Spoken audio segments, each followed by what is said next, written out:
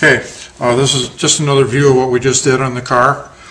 We use stainless steel shims in all the cars we work on. We've got anti-seize to use if you want to use it. I don't think it's necessary if you're using stainless steel shims. I used it on the Bolt and that was it, where you got steel on steel, but this is stainless steel. These are the 70 through 82 shims. Basically shove the shim in there, push this trailing arm up against the tight, put the other shim in, cotter pin goes in from this direction on this trailing arm, and crimp it over. And that's basically about it. For this type of shim, 63 through 69s, this actually has to be up there in the car when you're putting the bolt in. So it's a little bit more tricky to do, but a little fussing around, it can be done. Okay, we're going to talk a little bit about this bolt that comes through here. We took the nut off it. We're going to put the lock washer on. Now, we've got the shims in. They're snug. I'll put the nut on.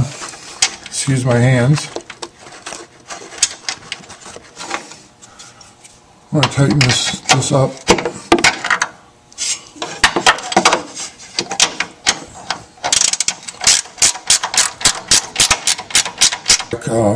Like 20 foot-pounds, and that's it. This can't be too tight. It can't compress against the bushing or the shims too much.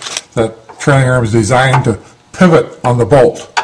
Okay, so you want it too tight, you don't want to spin the bushing in the arm. It's just, you want it to pivot on the bolt. Okay, the next thing we're going to do is, I got one bolt started up here already, and put new French locks on, put the half shaft on, get this one started. Make sure it fits around there. And like I say, a good thing to never start the stuff with an impact. I just use a regular wrench, but it's like I'm using a spark plug socket. It's easy to get in here where it's tight and do this work.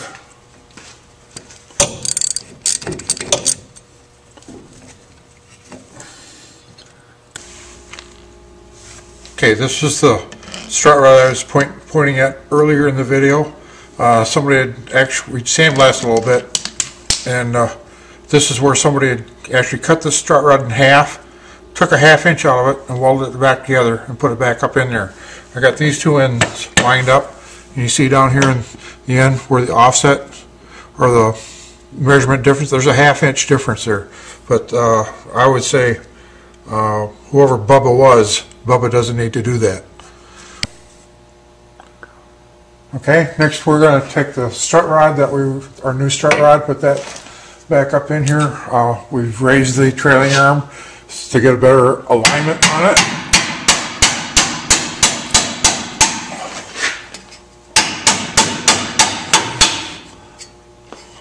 Stick my finger in there, feel if it's aligned. Sometimes you use a little pin or something to help get it aligned, or a screwdriver, whatever you have. I'm going to take our shock mount. This you do want to put a little anti-seize on. You don't have to overdo it.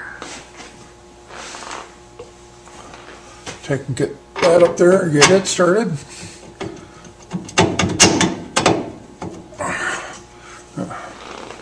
Take and knock it home with a hammer. Then put the nut on.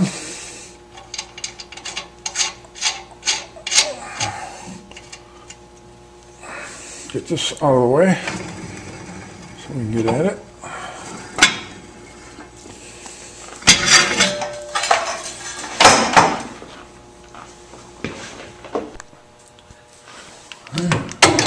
Run this nut down.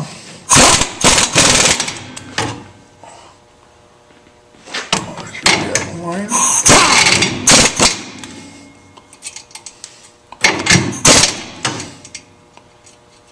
Drop the cotter pin in.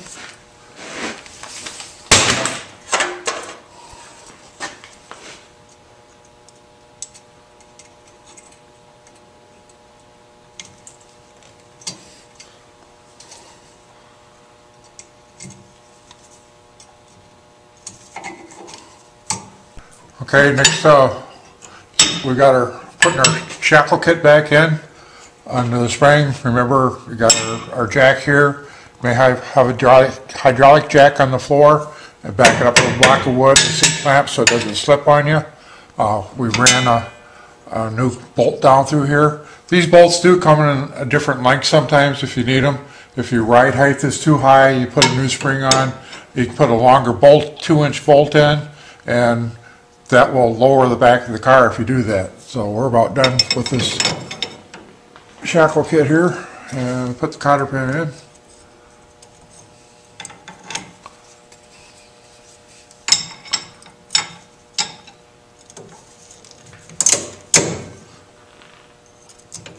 And we'll call that side. Okay, now we're putting the last touches on the shock absorber here.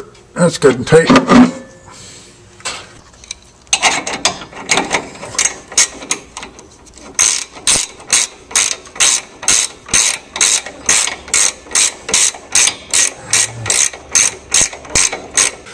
We're putting the brake line back on. We've got the Mickey Mouse clip up in front, and we're going to take and drive this end back on here, the little tab where the ball goes.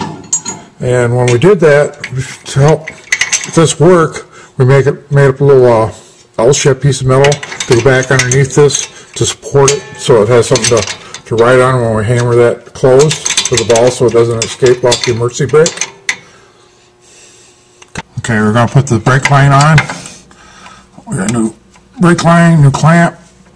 Knock that in. That's good to go. Now all we have to do is rotor on, mount the caliper, and run this brake line. Okay, we're at a point here now we've got everything hooked up: the axle, the spring, the shock, etc., the bolts in, etc. We're ready to put the rotor on. Now's a good time, if you're concerned about rotor run out, to check it.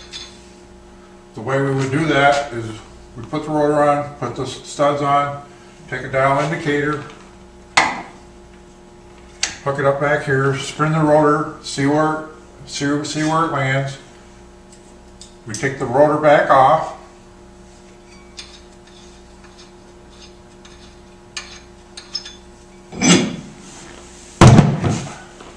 Then what we would do is put a shim over the stud wherever it's running out, depending on how many thousands it's running out.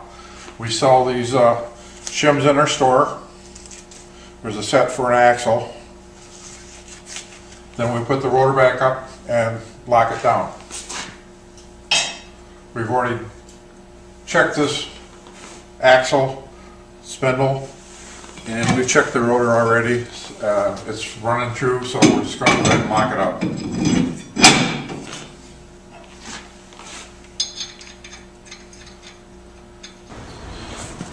Okay, after you got the rotor on here, when you do put it on, make sure these two holes here are lined with the holes in the spindle.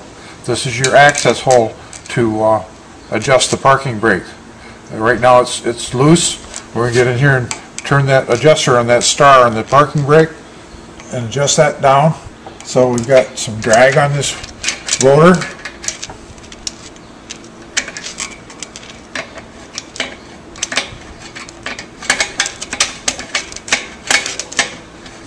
Okay, it's dragging pretty good there.